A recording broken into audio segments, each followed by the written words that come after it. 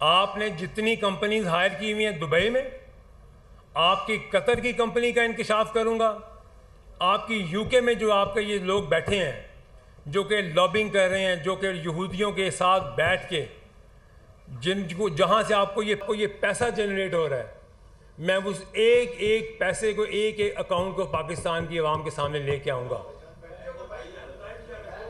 Okay, आप बैठ जाए। आपने पाकिस्तान के लिए ऐसा माहौल क्रिएट किया कि आप पाकिस्तान में लोगों को ये बताना चाहते हैं कि पाकिस्तान तो साजिश कर गया पाकिस्तान के साथ। पाकिस्तान की जो मुसल्लह अफवाज है उसके खिलाफ ऐसी घिनौनी कैंपेन चलाते हैं आप। एक एक अकाउंट डिटेल्स हैं, कौन बैठ के वहाँ चलाता है, कौन वो ट्वीट्स करता है, उसको पैसा कहाँ से आता है। वो तो 1.5 लाख रुपए महीना पे यहाँ पे तनख्वाहदार था और हमने उसको 2017 में यहाँ पे पीटीआई के दफ्तर में हायर किया था।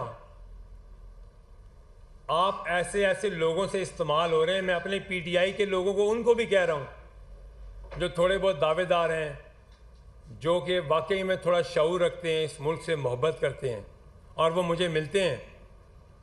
आपके मेंबरान भी हैं ऐसे। आप खुदारा उन लोगों को सामने लेके आएं, उनको अपोज करें और उनको इस दुनिया के सामने उनके चेहरे बेनकाब करें जो पाकिस्तान के खिलाफ इन साजिशों में मुलविस हैं।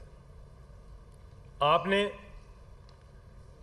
मीडिया कैंपेन में क्या क्या कुछ पाकिस्तान की अफवाज के खिलाफ नहीं कहा। आपने ऐसी मुनज़्ज़म कैंपेन चलाई, बाहर की दुनिया में आपने अपने इदारे के खिलाफ कैंपेन चला दी। आपको पैसे जो दे रहे हैं वो हमें सब मालूम है। आपकी मनी ट्रेल तक आपको डॉलरों में जो पैसे मिलते हैं, जो दुबई में मिलते हैं, जहाँ से आपको लंदन जाते हैं और लंदन से आपको जो बाहर स्टेट्स में बैठा जो आज आपकी ये ट्वीट्स करता है, वो मुल्क दुश्मनी नहीं तो और क्या है। असल गद्दार, असल मुल्क का दुश्मन तो वो है जो वहाँ हमसाए मुल्क बैठे लोग कहते हैं कि वो आज तक हम नहीं कर सके जो ये कर रहे हैं अफवाज के खिलाफ। आज आप एक नया ड्रामा रचाते हैं और जिस इस वर्किंग ग्रुप को आप ये लेटर लिखते हैं, आपको पता है वो तो एक सेमी गवर्नमेंट इदारा है और ये एक वेबसाइट पे मौजूद है कि ये पेड आपकी पीआर के लिए वो आपको इश्तिहार उनके लगे हुए वेबसाइट के ऊपर, इतने डॉलर्स दें पर मिनट पर डे। आपके सामने वो आ जाएगी, आप गूगल करें, मैं आपको वो उसकी डिटेल्स भेज देता हूँ, आप देखेंगे वो कितनी ऑथेंटिसिटी है उसकी। लेकिन आपका मकसद क्या है? आपका मकसद सिर्फ ये है कि इस मुल्क में इंतशार फैले। आपका मकसद ये है कि इस मुल्क में आग लगे। आपका मकसद और है क्या? क्योंकि पाकिस्तान एक सही सिमत में चलना शुरू हो गया है। कभी आप चाइना विजिट को कहते हो फ्लॉप विजिट है, कभी आप कहते हैं इस मुल्क के अंदर ये आईएमएफ का राज हो गया है। आपने ऐसा कौन सा करतूतनामा दिखाया है इस मुल्क में जिसमें इस मुल्क का एक भी फायदा हुआ हो? आप 18 से लेकर आज 24 हो गई है। आपने उस वक्त भी हमने इसी बात पे आपसे अलहदा हुए, आपके मालूम होते हुए आपको पता था कि करप्शन का राज है आपके हुकूमत में। आपकी हुकूमत उतरते ही आपने इदारों के ऊपर अटैक कर दिया। आप चाहते हैं कि इस मुल्क के इदारे आपस में लड़ें। इस पार्टी के अंदर अगर कुछ लोग थोड़ी सी अकल रखते हैं, मैं आज उनसे ये दरख्वास्त करता हूँ, वो मेरे सीनियर रह चुके हैं, मैं उनकी बहुत इज़्ज़त करता हूँ और मुझे पता है कि वो दिल में उनके लिए, पाकिस्तान के लिए कितनी हमदर्दी है। मैं उन्हें ये रिक्वेस्ट करता हूँ कि आप ऐसे मगरमच्छों को इनको बेनकाब करें। पाकिस्तान तो आओ आप, अगर मुहब्बे वतनी है, अगर लीडर को छुड़वाना तो यहाँ आके बैठो, इस मुल्क में बैठो, आके इस मुल्क में बैठ के बात करो जैसे हम बैठे हैं यहाँ पे। आपका तो यहाँ लेना देना कुछ नहीं है, पकड़ा मार और भाग गए लंदन। मेरे से बेहतर कौन जानता है कि आपकी पीआर क्या थी, आपके कॉन्टैक्ट्स क्या हैं, आपके लिंक कहां कहां हैं। आप बात करो पाकिस्तान के लिए, आप होते कौन हो आप ऐसी बात करने वाले पाकिस्तान के खिलाफ। हमारे मुल्क को ऐसे गंदा करोगे तो हम आपको नंगा कर देंगे। मैंने इस पार्टी के लिए जितनी मेहनत और कुर्बानी दी है वो मैं जानता हूं या मैं इस पार्टी में मौजूद लोग जानते हैं, जो आज भी मुझे व्हाट्सएप पे मुझे रिक्वेस्ट करते हैं, मुझसे बात करते हैं और कहते हैं हमें आज भी दुख है।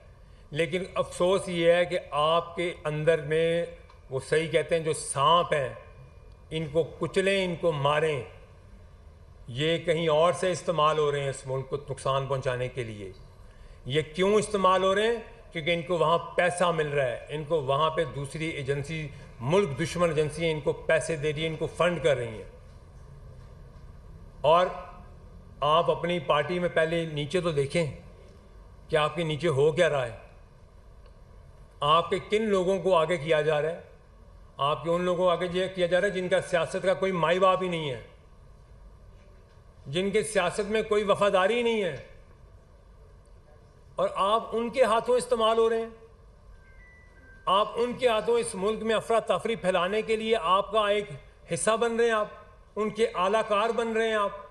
हाँ, मैं आपके साथ खड़ा होता हूँ, आज खड़ा होता हूँ आपके साथ। आप 9 मई के उन शहदा की जिनकी आपने बेहरमती की, उनकी फैमिली के एक एक घर में जाके माफ़ी मांगें। मैं आपके साथ हर वक्त मैं माफ़ी मांगूंगा, आपके साथ खड़ा हूँगा, और बाकी लोग भी खड़े होंगे जो छोड़ के गए हैं आपको। आपकी लीडरशिप में जो जो आएगा 9 मई को कंडेम करे, उनके शहदा से माफ़ी मांगे। उन मॉन्यूमेंट्स में जिनमें आपने बेहरमती की है उनके शहदा के घर जाएं, उनसे माफ़ी मांगे।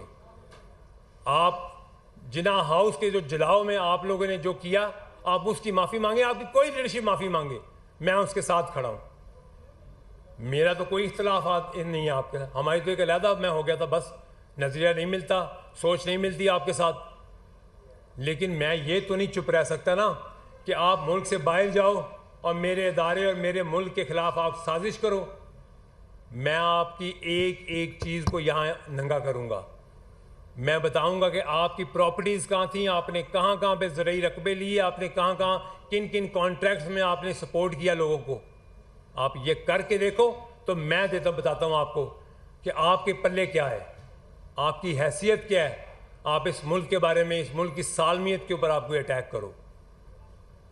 आपके लिए ये मैसेज है मेरा तमाम इन पार्टी के लोगों के लिए, और मैं चैलेंज करता हूं, आप करो मेरी ट्रोलिंग, आप करो सोशल मीडिया पे, मुझे जितना कर सकते हो आप करो।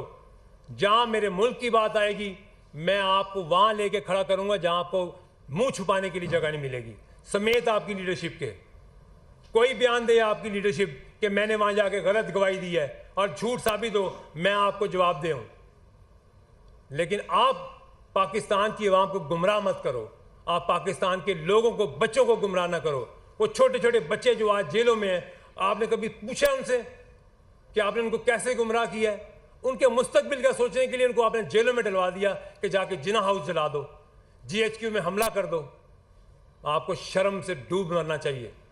आज आपका एक कारिंदा उठता है, वो अमेरिका बैठ के ट्वीट करता है, एक उठता है वो UN वर्किंग ग्रुप को जाके लेटर लिखता है, आप IMF को लेटर लिखते हैं।